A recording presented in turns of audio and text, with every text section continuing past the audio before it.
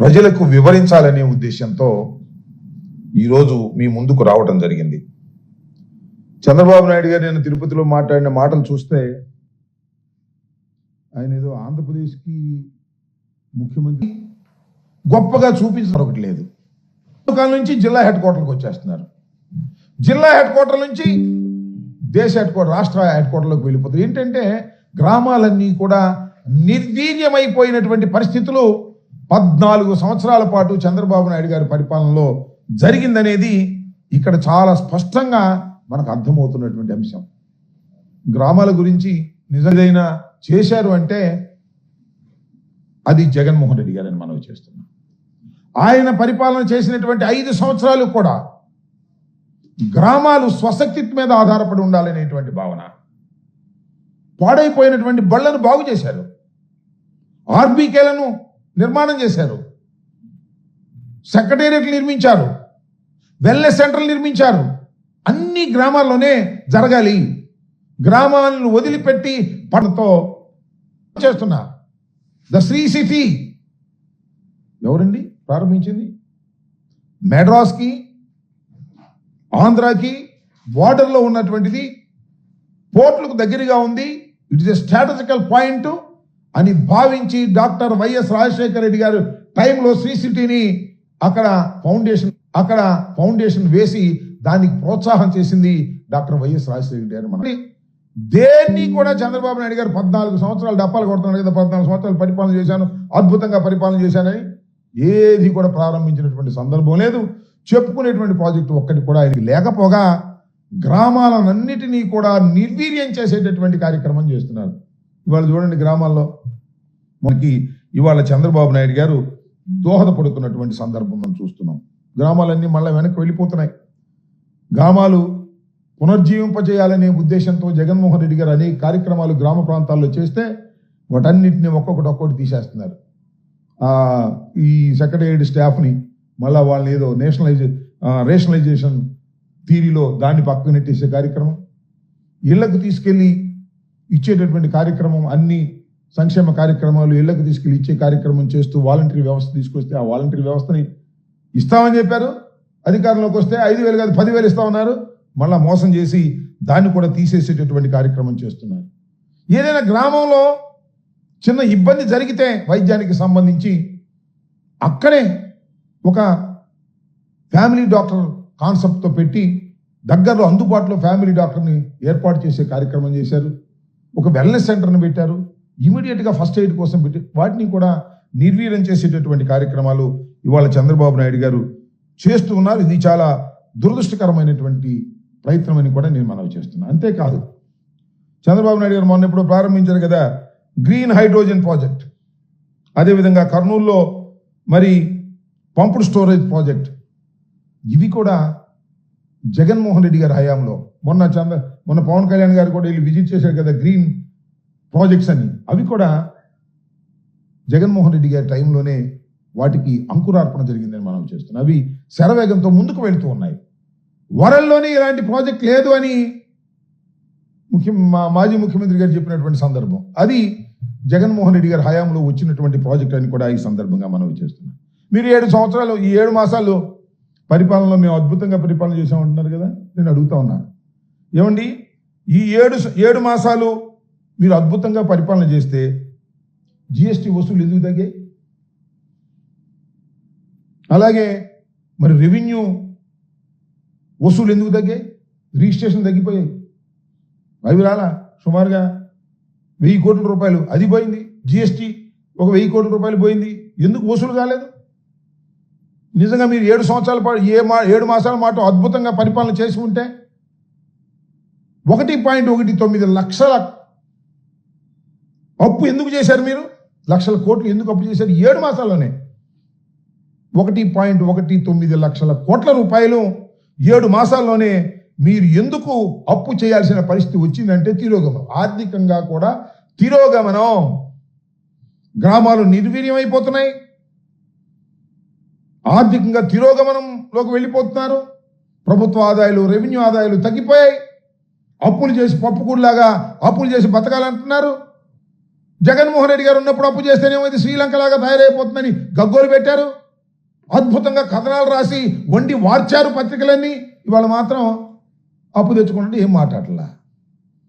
ఈ విధంగా రాష్ట్ర ఆర్థిక వ్యవస్థ, గ్రామీణ వ్యవస్థ నిర్వీర్యం చేసేటటువంటి పరిస్థితికి ఇవాళ ఈ పరిపాలన సాగుతూ ఉంది. అదేమంటే సంపద సృష్టిస్తా అన్నాడు. సంపద సృష్టి సంగతి దేవుడు ఎరుగు. ఉన్న సంపదనంతా ప్రజల దగ్గర నుంచి లాక్కుపోయేటటువంటి కార్యక్రమం చేస్తున్నారు చంద్రబాబు నాయుడు. అదేమంటే 4Ps అంట. PPPP, public, private, people, partnership అంట. అంటే ఇంక లేదు గవర్నమెంట్, మొత్తం అంతా ప్రైవేట్ వాళ్ళకి అప్పచెప్పటమే, పీపుల్స్కి అప్పచెప్పటమే. పీపుల్ ఎవరు కొత్తగా? పబ్లిక్, పీపుల్ ఏంటో నాకు అర్థం కాల. పబ్లిక్ ఏంటి, పీపుల్ ఏంటి? పీపుల్ అంటే ఆయన సొంత పీపుల్, తెలుగుదేశం పీపుల్. ఏదైనా కాంట్రాక్ట్ వస్తే ఈ పీపుల్ కొంత, ఆ పబ్లిక్ కొంత, ప్రైవేట్ గొప్ప కొంత, పార్ట్నర్షిప్ కొంత అనే పద్ధతుల్లో మొత్తం దోచుకునేటటువంటి కార్యక్రమం. ఈ 5 సంవత్సరాలు, రాబోయే 4.5 సంవత్సరాలు కూడా భయంకరంగా రాష్ట్రాన్ని దోచుకోవడానికి చంద్రబాబు నాయుడు గారు అంతగా మొత్తం ప్లాన్లు వేసుకొని ముందుకు సాగుతున్నటువంటి సందర్భాన్ని కూడా మనం చేస్తున్నాం. ఈయనట ఉంటే ఆయన ఉన్నాడు ఉప ముఖ్యమంత్రి గారు. ఆయన మరో కామెడీ, అద్భుతమైన కామెడీ చేస్తాడు ఆయన. నాకు అర్థం కాల.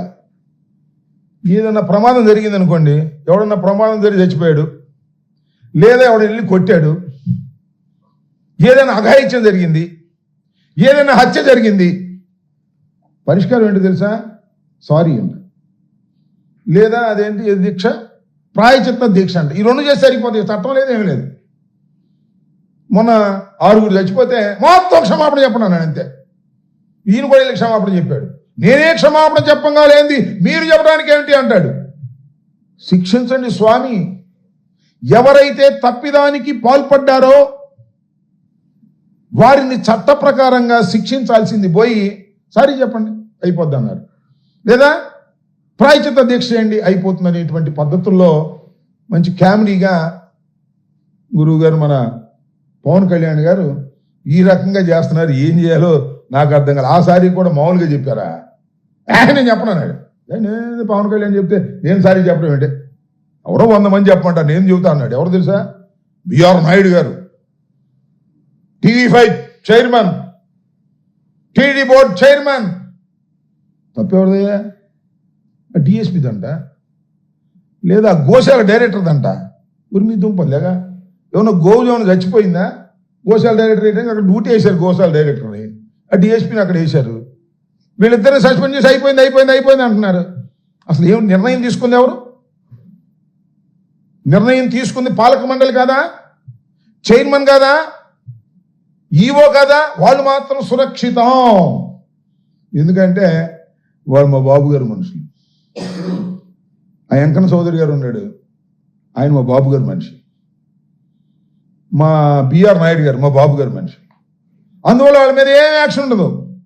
ఊనే తూతూ మంత్రం చేసేసి, తుమ్మకాయ మంత్రం చేసేస్తున్నారు. చివరికి గద్దిస్తే కాకినాడ వచ్చి చెప్పాడు పవన్ కళ్యాణ్ గారు, నేనే సారీ చెప్పంగాలేంది మీరెందుకు చెప్పరు అని గద్దిస్తే చంద్రబాబు నాయుడు గారికి మళ్ళా భయం వేసినట్టుంది. ఎందుకంటే పవన్ కళ్యాణ్ గారు కాపులు లేకపోతే మళ్ళీ మేమైపోతాం అని భయం వేసి మళ్ళీ ఫోన్ చేసి చెప్పాడు, నాయుడు, బిఆర్ నాయుడు, నా మాట నాయా ఇష్టం ఉన్నా లేకపోయినా చెప్పు, పవన్ కళ్యాణ్ గొడవ చేస్తాను చెప్పు అంటే అప్పుడు చెప్పాడు.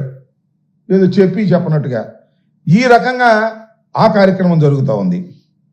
నేను డిప్యూటీ సీఎం గారిని ఒకటి అడుగుతా ఉన్నా, మొన్న ఏదో చెప్తున్నా నిన్న అనుకుంటా.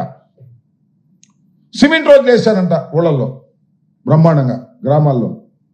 నేను చెప్తున్నా, వైఎస్ఆర్ కాంగ్రెస్ పార్టీ అధికారంలో ఉన్నప్పుడు గ్రామాల్లో సిమెంట్ రోడ్డులు వేసింది మేము, గ్రామాల్లో పర్మనెంట్ ఆస్తుల్ని సృష్టించింది మేము గ్రామాల్లో ఖర్చు పెట్టినట్టుగా మీరు రాబోయే 5 సంవత్సరాల్లో ఖర్చు పెట్టలేరు. చంద్రబాబు నాయుడు గారు 14 నుంచి 19 వరకు అధికారంలో ఉన్నప్పుడు ఖర్చు పెట్టింది కూడా ఖర్చు పెట్టలేరు. ఉమ్మడి రాష్ట్రంలో నేను సవాల్ చేస్తున్నా, ఉమ్మడి రాష్ట్రంలో కూడా గ్రామాల్లో ఇంత స్థాయిలో ఖర్చు పెట్టినటువంటి డబ్బుల్ని వైఎస్ఆర్ కాంగ్రెస్ పార్టీ అధికారంలో ఉన్నప్పుడు జగన్మోహన్ రెడ్డి గారు ఖర్చు పెట్టాడు. అది గ్రామీణ ప్రాంతంలో ఉన్నటువంటి ప్రజానీకం మీద, గ్రామాల మీద జగన్మోహన్ రెడ్డి గారికి ఉన్నటువంటి ప్రేమ అంటే ప్రేమ కాదు, గ్రామాలు అభివృద్ధి చెందాలి, పట్టణాలకు ప్రజలు ఎగబాకూడదు, గ్రామాల్లోనే ఉండాలి, బడులు బాగుపడాలి, కాన్వెంట్ల కోసం పరుగెత్తకూడదు అని ఇంగ్లీష్ మీడియంని గ్రామాల్లోకి తీసుకొచ్చినటువంటి వ్యక్తి. అవన్నీ సర్వనాశనం చేసేస్తున్నారు. ఇవాళ నేను సవాల్ చేస్తున్నా డిప్యూటీ సీఎం గారికి, మీరు రోడ్లు వేసాం, సిమెంట్ రోడ్లు వేసాం, ఆ రోడ్లు వేసాం, ఈ రోడ్లు వేసాం అని కోతలు కోసేస్తున్నారు కదా పిట్టల దొరలాగా. సవాల్ చర్చకు సిద్ధం. మేము 5 సంవత్సరాల పాటు చేసినటువంటి కార్యక్రమాలు మీరు చేయలేదు, మీ గురువు గారు చంద్రబాబు నాయుడు గారు చేయలేదు, అంతకుముందు ఉమ్మడి రాష్ట్రంలో కూడా ఇంత భారీ స్థాయిలో ఖర్చు పెట్టలేదని కూడా ఈ సందర్భంగా నేను మనవి చేస్తున్నాను. ఏంటంటే గ్రామాల్లో మేము 10,000 గ్రామ సచివాలయాలు కట్టాం. ఒక్కొక్క గ్రామ సచివాలయం ఎంత ఇన్వెస్ట్ చేసామో తెలుసా? 43 లక్షల రూపాయలు. అలాగే ఆర్బీకేలు నిర్మించాం. ఒక్కొక్క ఆర్బీకే 24 లక్షల రూపాయలు. అలాగే విలేజ్ క్లినిక్లు నిర్మించాం ప్రతి గ్రామంలోనూ 17.5 లక్షల రూపాయలు. నాడు నేడు పేరుతో పాడుబడినటువంటి స్కూళ్లను, పాడుబడినటువంటి బళ్లను చంద్రబాబు నాయుడు గారి హయాంలో ప్రైవేటు రంగంలో ఉన్నటువంటి కాన్వెంట్లను ప్రోత్సహించి గ్రామాల్లో ఉన్నటువంటి ప్రభుత్వ పాఠశాలలను సర్వనాశనం చేస్తే వాటికి కొత్త రూపుదిద్దాం. మళ్ళీ అక్కడ టీచర్లను పోస్ట్ చేశాం. టీచర్లను పోస్ట్ చేసి గ్రామాల్లోనే చదువుకోండి పేద విద్యార్థులు సహితం అని చెప్పినటువంటి సందర్భాలు. అలాగే వైద్యానికి సంబంధించి గ్రామంలోనే ఉండాలని, అలాగే ఏరియా ఆసుపత్రుల్లో ఒక్క పోస్ట్ కూడా ఖాళీ ఉండడానికి వీల్లేదు. వైద్యుడు అన్ని ఫిలప్ చేయండి అన్ని చెప్పి ఫిలప్ చేయించినటువంటి ఘనత వైఎస్ఆర్ కాంగ్రెస్ పార్టీకి దక్కుతుందని మనం చేస్తున్నాం. ఈ విధంగా గ్రామాల మీద శ్రద్ధతో గ్రామ స్వరాజ్యం కావాలని భావించి గ్రామాల్లో ఉన్నటువంటి ప్రజానీకం పట్టణాలకు ఏదో వెళ్తే వెళ్ళాలి కానీ అవసరాల కోసం తన పనుల కోసం పట్టణాలకు ఎగబడాల్సిన అవసరం లేదని భావించాం. మీరు చెప్పారు ఈ సిమెంట్ రోడ్లు, ఆ రోడ్లు, ఈ రోడ్లు అని, ఇవన్నీ కూడా పనికి ఆహార పథకం ఉపాధి హామీ కింద చేసినటువంటివే. ఇవన్నీ దానిలో మీరు డబ్బులు కొట్టేసే కార్యక్రమం చేస్తారు. మేమేమో కన్స్ట్రక్టివ్ కార్యక్రమాలు చేశామని ఈ సందర్భంగా చెప్పదలుచుకున్నాను. అటు చంద్రబాబు నాయుడు గారి కోతలు, ఇటు డిప్యూటీ సీఎం గారి కోతలు చూస్తుంటే సంక్రాంతికి పిట్టల దొరలు వచ్చినట్టుగా ఉంది. చాలా దురదృష్టకరంగా వీళ్ళు చేస్తున్నారు. ఈ 7 మాసాల్లో రాష్ట్రం అధోగతి పాలయ్యింది. ఆదాయాలు పడిపోయాయి. గ్రామీణ ప్రాంతాలు నిర్వీర్యమైపోతున్నాయి. 7 మాసాలకి ఇట్టా ఉంటే దాన్ని ఉంపదగ్గ ఇంకా ఎంత 4 మాసాల ఇన్నిళ్ళు 5 నెలలు పరిపాలన చేయాలి. మరి మధ్యలో ఈ గిమిలి రాకపోతే ఎంత సర్వనాశనం చేయాలో అంత సర్వనాశనం చేయడానికి మీరు అన్ని కార్యక్రమాలు చేస్తున్నారు. కానీ పొద్దున్నే ఈనాడు ఆంధ్రజ్యోతి చూస్తే మాత్రం అద్భుతం, అమోఘం, పరిగెత్తుంది, దూకేస్తుంది, అభివృద్ధి చెందేస్తుంది. ఫ్రంట్ పేజీలో అయినా కనపడుతుంది, అన్నీ ఒకటిదే. పైన పఠారం, లోన లొఠారం లాగా, పేపర్లో మాత్రం పఠారం, కింద గ్రౌండ్లో చూస్తే అంత లొఠారం. ఈ రకంగా ఊరిని ప్రచార ఆర్భాటాలతో మీరు ప్రభుత్వాన్ని నడుపుకునేటటువంటి పరిస్థితికి మీరు వస్తున్నారు. ఇది ఇంకో మాట కూడా గుర్తొస్తుంది నాకు. ఆ లోకేష్ గారు చెప్తున్నాడు అనుకుంటా, ఇండస్ట్రియలిస్టులు అంట మళ్ళా జగన్మోహన్ రెడ్డి గారు రావాలని గ్యారంటీ ఇస్తారా? అయితే వస్తామంటున్నారంట. అంటే వాళ్ళకి అనుమానం వచ్చేసింది అనమాట. మళ్ళీ కూటమి అధికారంలోకి రాదు అని వాళ్ళకి అనుమానం వచ్చేసినట్టేగా. ఇంకొన అనుమానమా? గ్యారంటీ ఇవ్వాలంటే వీళ్ళకి లేదు దిక్కు గ్యారంటీ. మళ్ళా జగన్మోహన్ రెడ్డి గారు వచ్చేస్తున్నారు అనేటువంటి భావన ఇండస్ట్రియలిస్టులో కలిగింది. ఇది వాస్తవం. జగన్మోహన్ రెడ్డి గారు ఉంటే ఇండస్ట్రియలిస్ట్ రారు. మరి గ్రీన్ ఎందుకు వచ్చింది? గ్రీన్కో సంబంధించింది బ్రహ్మాండమైన వరల్డ్ ఫేమస్ ప్రాజెక్ట్ వచ్చిందని చెప్పేసి మనం చూసాం కదా. నిన్న మన పవన్ కళ్యాణ్ గారి అద్భుతం, అమోఘం, ఇది వరల్డ్లోనే నెంబర్ 1 ప్రాజెక్ట్ అని చెప్పారు కదా. మరి వాళ్ళు ఎందుకు వచ్చారు? సో ఇండస్ట్రియలిస్టులకు కానీ పెట్టుబడులకు కానీ చాలా ఫ్రెండ్లీగా మేము 5 సంవత్సరాలు బిహేవ్ చేసాం. అందరూ బిహేవ్ చేయవలసిందే. ఎందుకంటే ఎప్పుడైతే ఇన్వెస్ట్మెంట్స్ వస్తాయో అప్పుడు ఎంప్లాయ్మెంట్ జనరేషన్ వస్తుంది. ఎంప్లాయ్మెంట్ జనరేషన్ వస్తే ప్రజలకు ఉద్యోగాలు వస్తాయి. ప్రజలకు ఉద్యోగాలు వస్తే ఆ ప్రాంతం బాగుపడుతుంది. మనకు చాలా సహజ వనరులు ఉన్నాయి, సుదీర్ఘమైనటువంటి కోస్ట్ ఉంది, పోర్ట్లు ఉన్నాయి. ఇవన్నిటినీ పోర్ట్స్ను కూడా ఏం చేసేస్తున్నారు చంద్రబాబు నాయుడు గారు? ప్రైవేటీకరణ చేసేస్తున్నారు. వైద్యాలయాలు ప్రైవేటీకరణ చేసేస్తున్నాడు. పీపీపీపీ ప్రోగ్రామ్. పీపుల్స్ ఎవరు పీపుల్? చంద్రబాబు పీపుల్, చంద్రబాబు నచ్చిన పీపుల్. వాళ్ళకి దోచిపెట్టేటటువంటి కార్యక్రమాలు చేస్తూ ఇవాళ కాకమ్మ కథలు చెప్పేటటువంటి ప్రయత్నం చేస్తున్నారు. చివరికి పండగలు లేకోకుండా కూడా అద్భుతమైన అబద్ధాలు ఆడేటువంటి కార్యక్రమం చేస్తున్న చంద్రబాబు నాయుడు గారిని ప్రజలు గమనించాలని ఈ సందర్భంగా నేను చెప్పదలుచుకున్నాను.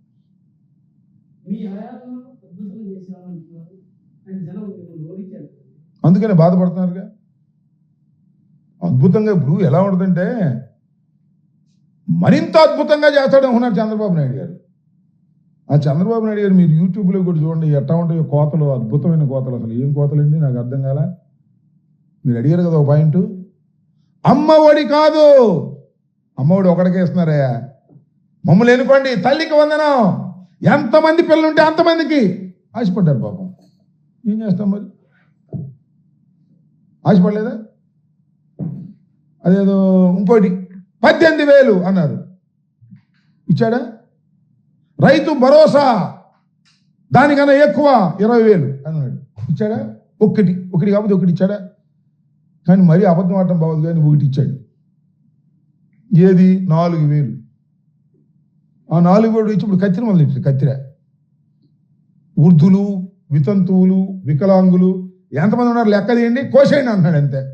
అంటే బడ్జెట్ మాత్రం పెరగకూడదు, వాళ్ళకి మాత్రం 1,000 ఇచ్చాడు. ఇది చెప్పుకుంటూ ఉంటాడు ఎవరు, మన లోకేష్ కూడా. మొన్న ఏమంటే ఇచ్చావా, 1,000 పెంచావా లేదా అంటున్నాడు. మహిళలకి ఫ్రీ బస్ ఏదయ్యా? ఓసారి మీరు చంద్రబాబు నాయుడు ట్విట్టర్ కొట్టండి, వెనకాల ఉంటాయి ఆయన ఫోటో, వెనకాల 6 హామీలు ఉంటాయి, ఒక్క హామీ కూడా నిలబెట్టలా. గ్యాస్ బండ్లు ఇచ్చాడు, ఎంతమందికి ఇచ్చాడు చూశారుగా. అన్ని మోసం అండి. మీరు అడిగారు కదా ఇందాక, చెబుతున్నా ఏమన్నాడు చంద్రబాబు నాయుడు గారు 2014లో టోటల్గా ఏది రుణమాఫీ అన్నాడా లేదా? ఇచ్చాడా? ఇస్తే నీ పోటీ ఒక ఆయన అడిగాడుగా, ఏమండి రుణమాఫీ చేస్తాను కదా, మొత్తం చేశా. నేను ఎక్కడన్నా మొత్తం చేస్తానని, కొద్దిగా చేస్తానని చేశాను అన్నాడు. కాదు సార్ మీరు అని డబ్బాయించాడు. మొత్తం చేస్తానన్నమాట నిజమా కాదా?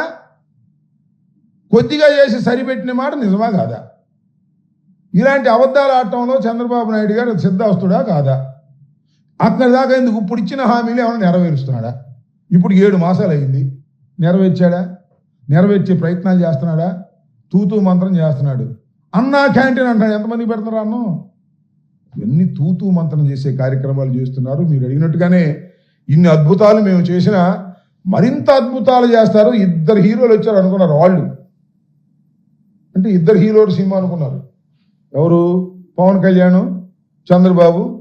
2 హీరోలు వచ్చిన సినిమా ఇదే బ్రహ్మాండంగా ఉంటుంది అనుకున్నారు. Utter flop. 2 ముగ్గురైనా. ఇంకా ఆయన కూడా హీరో అనుకుంటున్నాడు, ఆయన కామెడియన్ అనుకోండి. 2 హీరోల సినిమా అనుకుని ఎగబడ్డారు. మొదటి రోజు ఫుల్ కలెక్షను, తర్వాత నిల్లు. ఇది జరిగిన విషయం.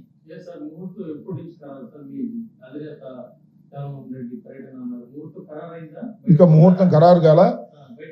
జగన్మోహన్ రెడ్డి గారు బయటే ఉన్నారు. ఇప్పుడు బయటికి వస్తారు. ప్రతి పార్లమెంటు నియోజకవర్గము తిరుగుతారు. ఒక్కొక్క పార్లమెంటు నియోజకవర్గంలో ఎన్ని రోజులు ఉండాలి, ఎన్నెన్ని నియోజకవర్గాలు ఒక రోజులో కలుసుకోవాలి అనే దాని మీద పూర్తి కసరత్తు జరుగుతూ ఉన్నది. సాధ్యమైనంత త్వరలోనే జగన్మోహన్ రెడ్డి గారు రాష్ట్ర వ్యాపితంగా పర్యటన చేస్తారు. కార్యకర్తల్ని, ప్రజల్ని కలుసుకుంటారు. ఎప్పుడనేది ఇంకా ఖరారు కాలేదు. సాధ్యమైన త్వరలోనే ప్రకటించడం జరుగుతుంది. చూడండి అబ్బా, జగన్మోహన్ రెడ్డి గారు వచ్చిందో అది ఎలా ఉంటుందో, మధ్య జనం ఎలా వస్తారో. ఎందుకంటే చేశాం, తప్పు చేశాం అని పశ్చాత్తాపడుతున్నారు ప్రజలు. ఆ పశ్చాత్తాపడుతున్న ప్రజలు జగన్మోహన్ రెడ్డి గారి దగ్గరికి వచ్చి దండం పెట్టి పొరపాటు అయిందయా నిన్ను ఎన్నుకోకపోవటం అని వాళ్ళు బాధపడే దృశ్యాలను చూస్తే మీకే అర్థమైంది. దుర్మార్గమైన ప్రభుత్వం ఇవాళ ఈ రాష్ట్రంలో చేస్తున్నది. అన్ని అబద్ధాలు, అన్యాయాలు, అక్రమాలు. నేను చెప్తానయ్యా, ఇన్ని సంవత్సరాలను చూస్తున్నాం కదా. ఏమండి, తిరుపతి గురించి ఇంత అప్రతిష్ట పాలు ఎప్పుడైనా తిరుపతి అయిందంటే, లడ్డు కల్తీనా? కలిసిందో లేదో తెలియదు లడ్డూకి. కలిసిందో లేదో ఇంతవరకు తెలియని లడ్డూకి బాధ్యుడు జగన్మోహన్ రెడ్డి. 4 చచ్చిపోయారు, నిజమా కాదు? 6 చచ్చిపోయలేదా? ఇది నిజమేగా? కల్తీ నిజమో కాదో ఎంక్వైరీలో ఉంది. దీనికి మాత్రం ఇద్దరు కారణం అంట. ముఖ్యమంత్రికి సంబంధం లేదంట, చైర్మన్కి ఏమీ సంబంధం లేదంట, బోర్డుకి ఏమి సంబంధం లేదంట, ఎండోమెంట్ మినిస్టర్కి సంబంధం లేదంట. కానీ లడ్డీలో కలవని కల్తీకి జగన్మోహన్ రెడ్డి బాధ్యుడంట. 4 చచ్చిపోతే ఎవ్వరు బాధ్యులు కాదంట. ఆ డిఎస్పీ ఒకడును, ఆయన పేరేంటి పాపం, ఆ గోవులు దగ్గర ఎవరో ఉంటాడంట డైరెక్టర్, కాపలా కాసి ఆయన వాళ్ళిద్దరు బాధ్యులు అంట. ఈయన ఇంతకన్నా అన్యాయం ఉందండి? భగవంతుడు ఊరుకుంటాడా? వీళ్ళని తీక్షణంగా చూసి మలమల మార్చేస్తాడు. ఇంత ఘోరమా? తిరుమల తిరుపతి దేవస్థానం అనేది ఎంత ప్రసిద్ధి చెందినటువంటిది, ప్రపంచ ప్రసిద్ధి చెందినటువంటి ఈ దేవాలయంలో ఇంతగా కాంట్రవర్సీ చేసింది నారా చంద్రబాబు నాయుడు గారు. రాజకీయం చేసి రాజకీయంతో జగన్మోహన్ రెడ్డిని దెబ్బతీయాలని దేవుణ్ణి అడ్డం పెట్టుకున్న దుర్మార్గుడు, రాక్షసుడు నారా చంద్రబాబు నాయుడు గారు అనుభవిస్తాడంతే.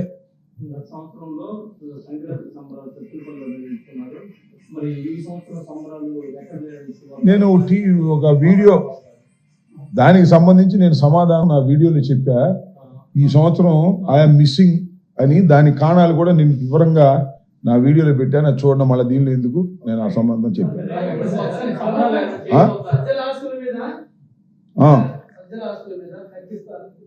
ఎవరు ఆస్తులు?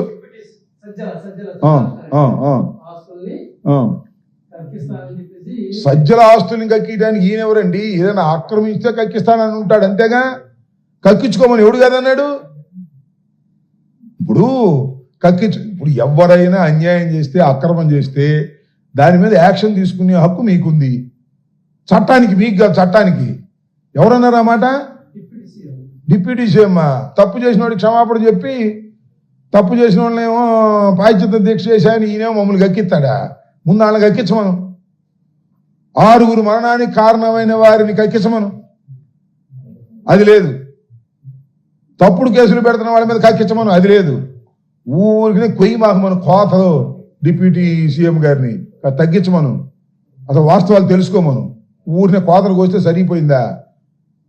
ఈయన వెళ్ళేమంటాడు, మొత్తం బోర్డు అంతా ఈ 6 మరణానికి కారణం అంటాడు. చంద్రబాబు నాయుడు గారు 2 సస్పెండ్ చేస్తాడు. వాళ్ళేమో క్షమాపణ చెప్పండి, మేము చెప్పాలి పొమ్మంటారు. ముందు అది తేల్చుకోమను. మమ్మల్ని కక్కియటం ఎందుకు? వాళ్ళని కక్కించమను. ఎందుకు శాతగాని కబుర్లని? నేను నాకు అర్థం కాల. అనుభవం లేని శాతగాని కబుర్లని చెబుతున్నాడు. సీజ్ ది షిప్ అంటాడు. ఆ షిప్ ఎట్లా సీజ్ చేస్తారో ఆయనకి తెలియదు పాపం. అది సెంట్రల్ గవర్నమెంట్ వ్యవహారం. సీజ్ ది రైల్వే స్టేషన్ అన్న ఆశ్చర్యం లేదు, తెలియక. తోలు తీస్తాను, తాట తీస్తాను, ఆ మాటలు కాస్త మానమని చెప్పండి అయ్యా. తోళ్ళు తాటలు తీయడానికి ఎవరైనా ఇది పబ్లిక్ రిప్రజెంటేటివ్, డిప్యూటీ సీఎం. తోలు తీస్తాను, తాట తీస్తాను, కూర్చోబెడతాను, నుంచోబెడతాను. ఏమైనా హెడ్ మాస్టర్వా? హెడ్ మాస్టర్లే వాళ్ళ పిల్లల్ని కొడితే తోలు ఆడ తీస్తున్నాడు పేరెంట్స్ వెళ్ళి. తోలు తీస్తాను, తొక్క తీస్తాను, పిచ్చి మాటలు మాట్లాడు మాకు, మన అనుభవం లేకోకుండా.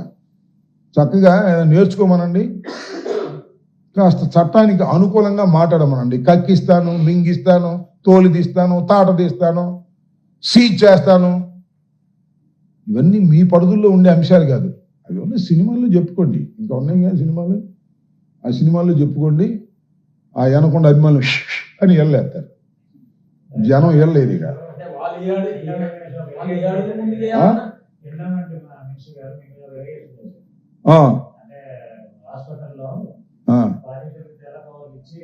బాగా అడిగారు శర్మ గారు.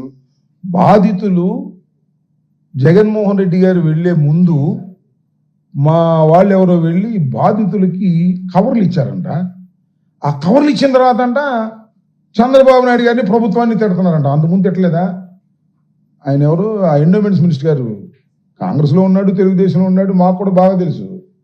ఏమండి రామనారాయణ గారు, అసలు చంద్రబాబు నాయుడు వెళ్ళక ముందు ఆ రాత్రి జరగంగానే మైక్ ముందుకు వచ్చి ఎంతమంది ఇచ్చారు ప్రభుత్వాన్ని? వాళ్ళకి ఎవరు డబ్బులు ఇచ్చారండి? మీ ఈఓ ఇచ్చాడా? మీ చైర్మన్ ఇచ్చాడా? ఎవరు ఇచ్చారు వాళ్ళ డబ్బులు? It's natural action. మేము డబ్బులు ఇచ్చి తిట్టాల్సిన అవసరం ఉంది? డబ్బులు ఇచ్చి తిట్టకుండా ఆపుకోవాల్సిన కర్మ మీది. ఇవాళ రాష్ట్రం అంతా కూడా చంద్రబాబు నాయుడు గారిని, పవన్ కళ్యాణ్ గారిని, ఎండోమెంట్స్ మినిస్టర్ గారిని, టీటీడీ బోర్డుని ఇష్టం వచ్చినట్టుగా విమర్శిస్తున్నారు, దూషిస్తున్నారు. దీనికి డబ్బులు ఇవ్వాల్సిన అవసరమే లేదు. ఒకరు ప్రాణాలు పోయినాయి స్వామి, అందుకని వాళ్ళు కోపంతో మాట్లాడుతున్నారు. ఆయన అన్నాడు, మాకు బాగా తెలిసిన ఆయనే, మాకు కూడా ఆయన ఎమ్మెల్యే గారు, దేవుడి సన్నిధిలో పోవటం మంచిదంట. పోండి అందరు దేవుడి సన్నిధికి వెళ్ళి దేవుడి సన్నిధిలో పోవటం మంచిదని అంటండి. మంచి బ్రహ్మాండమైన మాట చెప్పాడు. ఈ 6 మంచిదేనంట దేవుడి సన్నిధిలో పోవటం. అంటే ఇక అందరూ వైకుంఠ ఏకాదశికి వైకుంఠ ద్వారానికి వెళ్తామంటే లేదండి వైకుంఠానికి వెళ్ళమంటున్నాడు ఆయన. ఏం చెప్పాలి ఇంక మేము? ఏందబ్బా మీ అడ్మినిస్ట్రేషన్ ఏంటి, మీ కూటమి ప్రభుత్వ లక్షణాలు ఏంటి, మీరు మాట్లాడే మాటలేంటి, మీరు చేసే పనులేంటి, ఎంత దుర్మార్గంగా ఉన్నారాయా బాబు. ఈ దుర్మార్గాన్ని ప్రజలు చూస్తూ ఉంటారు, తప్పదు కదా. ఇంకా 4 సంవత్సరాలు మరి వేచి చూడాల్సిందే. కుళ్ళుతా ఉందో పక్క నుంచి. మేము చేసిన ఇదంతా పాత మాటలండి, ఇదంతా పాత మాటలండి. ఇప్పటి నుంచి చూస్తున్నాం కదా. ఏదన్నా చంద్రబాబు రాగానే మాట్లాడేది ఏంటంటే గత ప్రభుత్వం చేసిన తప్పులు. కరెంటు ఛార్జ్ గత ప్రభుత్వం, ఇవాళ 6 చచ్చిపోతే ముందు గత ప్రభుత్వం అన్నారు, గుర్తుందా? ఎందుకయ్యా గత ప్రభుత్వం అంటారు? మీరు వచ్చారు కదా 7 మాసాలు అయింది, ఇంకా గత ప్రభుత్వం ఏంటి?